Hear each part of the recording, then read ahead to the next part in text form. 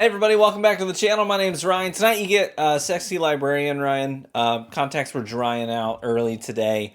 I didn't feel like dealing with it, so I got the glasses on. Hope that's okay with you. I'm slightly less attractive than my normal 5 out of 10 self, so we'll roll with it. I don't think it's going to affect things too greatly. But today we are doing the third sort of installment of Beat My Bottle. You know, we did the Ryes, we did Finished to Bourbons.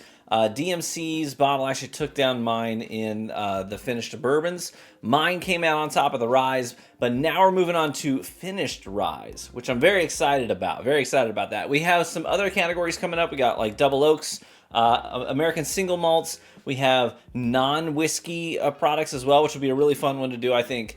But anyways, so today, Finished Ryes. My wife is in charge of keeping track of the bottles. We had 11 submissions this time around. We have a whole spreadsheet that she sees that I don't see. But she has selected the first 5 pours that are lined up behind me. I don't know what any of these are. I've had no optics on these at all. So what I'm going to do is I'm going to go ahead and taste all 5 of these tonight. I will pick out my 2 favorites, and that's really the criteria, is just what do I like the most tonight.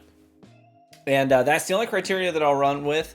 So the 2 that I like the most tonight will move on in the tournament, and then we will whittle it down again in a follow-up video. And I won't edit these until I'm literally done with the whole thing. That way, at that point, I will have known what all of these are, so I can go back and I can edit them, put them on screen for you, so it's a better viewing experience, because you'll be able to know what I'm tasting while I taste it. If I edit them before I know, then you'll be in the dark. It'll be kind of a weird experience, right? So that's how we'll do it. In the second video, my wife will be with me, so she's looking forward to being a part of it again. She was a part of the last couple, which was a lot of fun for both of us, so hopefully you guys enjoy that too. And with that, I will grab glass A, and we'll move on down the line. Sound good? She already put like A through E on the bottoms of the Glens for me. So I grabbed the one she labeled as A. Oh, and I should get ready to take some notes. Let's get on in here with the first glass of Finished Ryes for Beat My Bottle. Ooh. Definitely giving me plenty of rye notes right up front. But rye that's had some time to mellow out a bit. It's not hitting me with a punch of spice. There's a little bit of that oak spiciness in there that's sort of a hallmark nosing note. But more than that, I'm getting especially some tropical fruits in here. I think of even like melons, like cantaloupe and honey come to mind. It's very sweet. And there's even, I want to say, like a white macadamia nut sort of going on here too, which I really appreciate. Let's dive right into it. Cheers. There are 2 things about this sip that are way different than the nose.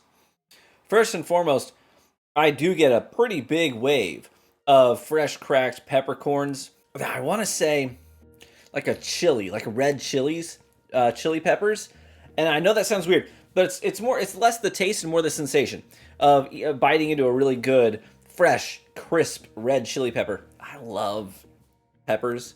I love habaneros and chili peppers, and I love making my own homemade hot sauces. My mother grows like all kinds of peppers at home. She's even doing Reapers this year, which I'm really excited about. Love Carolina Reapers, and hot sauces made out of that. It's going to be a lot of fun. But it's kind of that sensation, that this good, clean punch of red pepper heat. And that comes right in the mid-palate. Then after that, I'm getting a ton of drawn-out oak. Can't quite put my finger on it, but I want to say it even makes me think of some Takaji Finished Ryes I've had before. If you're not familiar with Takaji, it's Hungarian oak. That macadamia note we were getting on the nose, it comes through a little bit right at the very beginning of the palate. That's coming up pretty strong. You know what I didn't freaking do? I didn't tell you what my bottle is. My bottle, since you're beating my bottle, or you're trying to do so at least, is right there. I'll just grab it. So this is what they're trying to beat. This is my Jack Daniel's twice barreled special release. It's a twice barreled rye. It's 100 proof, and this thing it's freaking like candy to me, because I already love Jack Daniel's rye, and then you barrel it twice for double the oak, and it's all brown sugary oak. Now I have deliberately not had a pour of this for about 2 months now. Because I knew we were going to be doing this, and I wanted to make sure that it was as far away from my palate as possible. So I haven't actually had a sip of that. I think it'll still be pretty distinct, though. That's what y'all are trying to beat. Let's move on to Glass B. While I think Glass A may have had some additional oak influence, I think maybe whatever the finish is on this is maybe less focused on the wood, because B is this really bright golden color, while A was a little bit darker. Let's get in here and nose it. Very clean and crisp, but beyond that, I'm also getting this like a tart white grape note on the nose as well. Almost like a sparkling white grape juice on the nose. But it's also beyond that, it's carrying a sort of perfumey note on the nose as well. Let's get in on it. That's peculiar. Huh. Tastes like a really mellowed out rye up front. There's nothing really bitey or harsh about it. It's late into the palate and into the finish where this really starts to detract from what I would think of with a traditional rye. You know, it reminds me of almost like a Jurançon French wine, which is it's a peculiar flavor in and of itself. But I've only ever had a couple of whiskeys that were finished in Jurançon. So that I highly doubt that's what it is. But it reminds me of those same sort of things where it's this more tart white grape kind of a note. A little dry, a little astringent, but not off-putting. It's actually balanced by a little bit of honey sweetness in here too. The finish kind of rides out on this black licorice note too, which I know to some people is immediately something they're like, that's not for me. I don't like black licorice, but I love a good black licorice component to a sip. I think that really anisey black licorice component can really elevate a sip if it's balanced properly. If anything, I have to applaud this sip for creativity. It delivers an experience in the palate that I certainly wasn't expecting. And it is not at all off-putting either. Let's move on to C. I want you to see what C's got going on here. It is dark. It's pretty dark, for a rye especially. Well, I'm excited to nose this one. Jeez. The nose reminds me of this. I'm getting hit with a big old punch of brown sugar. The rich brown sugar. A little bit of that creme brulee, like that burnt caramelized sugar layer on top of a good vanilla bean pudding, you know what I'm saying? Ton of sweet oak on the nose of this. And a little bit of a campfire note as well, like burnt embers at the bottom of your fire pit. Let's try it. Cheers. Okay, so this rye is bringing... Ooh, I started talking too early. It had more to say. This is bringing a really grain-forward profile on the palate that I really appreciate. It reminds me in a lot of ways of some other grain-forward distilleries, like maybe Rock Filter. Eastern Kill has a bit of a grain-forward profile as well. And I really like that. It makes me think of autumn time, fall in the Midwest. There's dust particulates floating around, dusty barn, whole kernels of corn laying just scattered around the floor of a barn. There's also this, this campfire note that's going on. Just this weekend, I spent a lot of time outside. We've got 7 adult trees in the back, and they shed something fierce. So I've got plenty of brush that I got to rake up, I got to burn, and I got to get through all my brush before the end of yard waste pickup season. So I burn a bunch of it, I gather what I can't burn, and pack it up in bags and stuff. So I spent a lot of time out in the backyard today in the smoke, burning a lot of brush, and tending the fire. And this is really giving me some of those notes, which it's like my favorite time of year. I love doing that. Spending 5 hours uninterrupted on a Saturday in my backyard. Kids come out every now and then to pitch in and lend a hand when they want to, and then head back in. I just love that. I love it. This is giving me those same vibes. I like that a lot. Let's move on to D. Here we go. All right, Glass D. Let's get in on this, huh? Oh my goodness. What a really different nose on this already. I get tart green apple. I think of Jolly Ranchers. You know what I really think of? Okay, so I've used this note before. I forget what I was describing though. I don't remember what whiskey I was talking about. But this has taken me directly to these green suckers, right? They're like the sour apple suckers, but they're also like dipped in caramels. It's got like the hard, chewy caramel on one side of it, and then the rest of it is that sour green apple.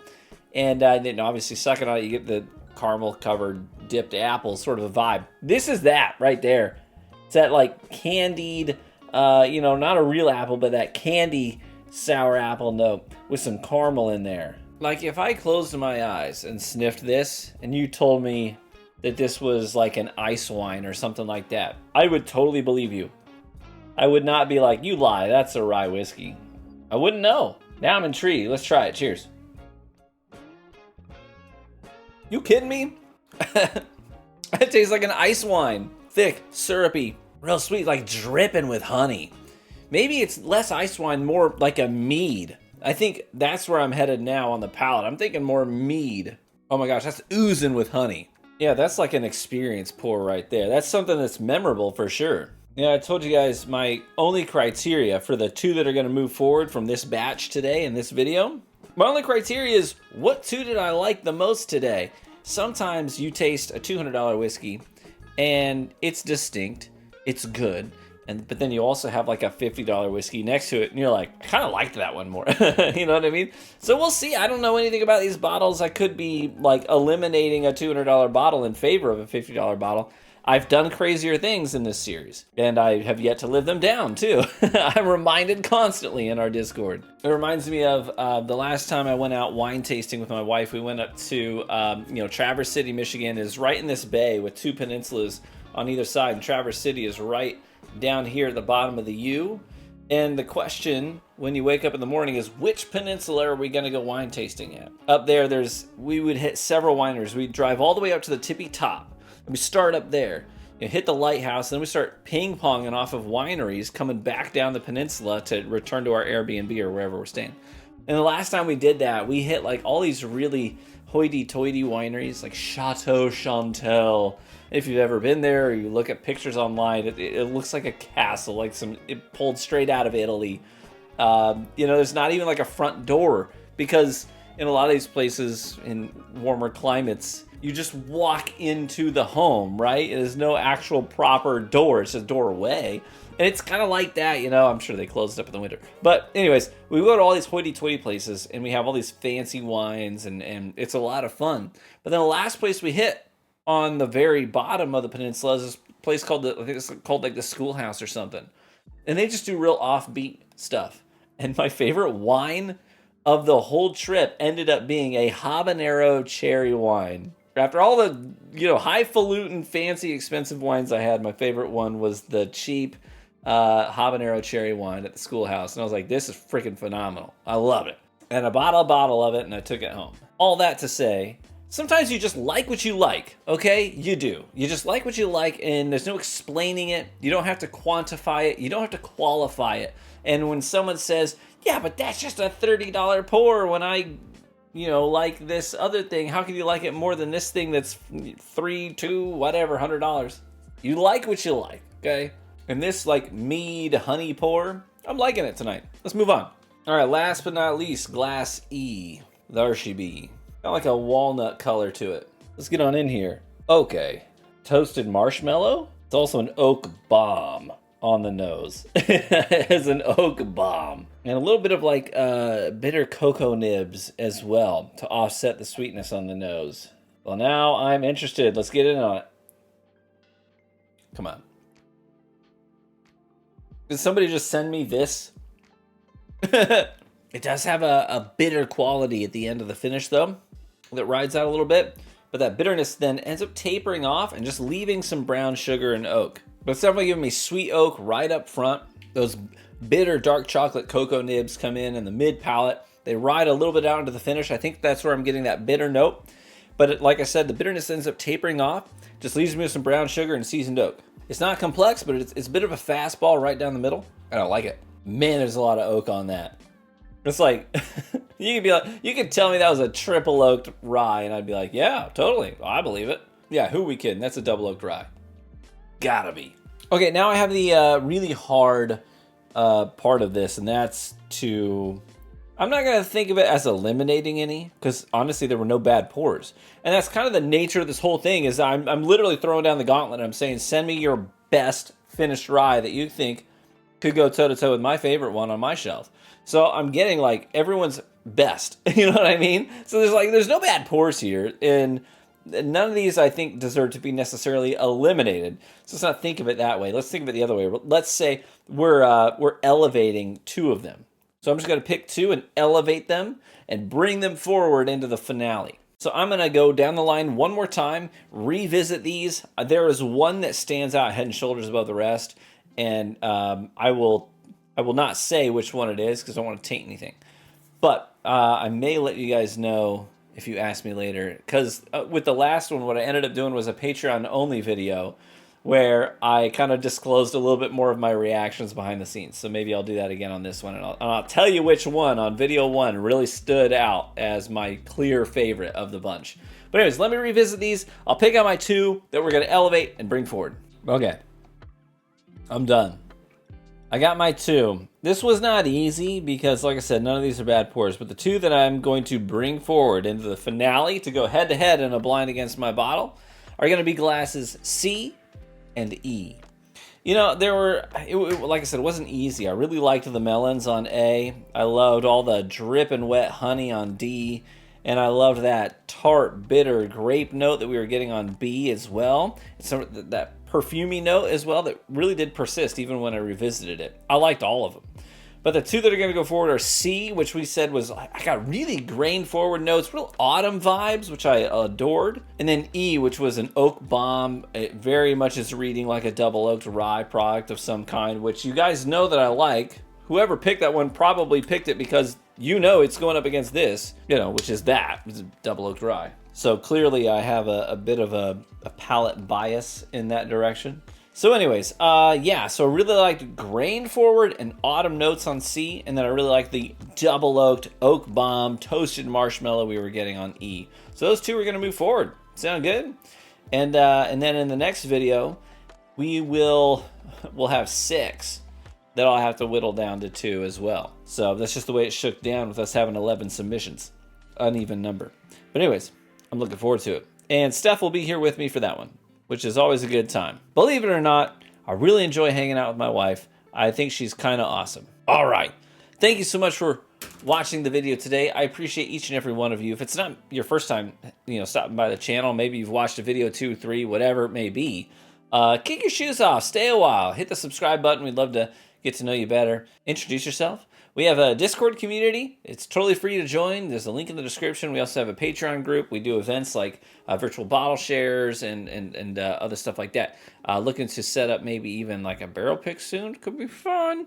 Anyways, we'd love to meet you. Come say hi. And with that, I say cheers, my friends. Ooh, that was a good one. One of these days, I'm going to break a glass. May you live richly and get better with age. And I hope to catch you in the next one. Bye-bye.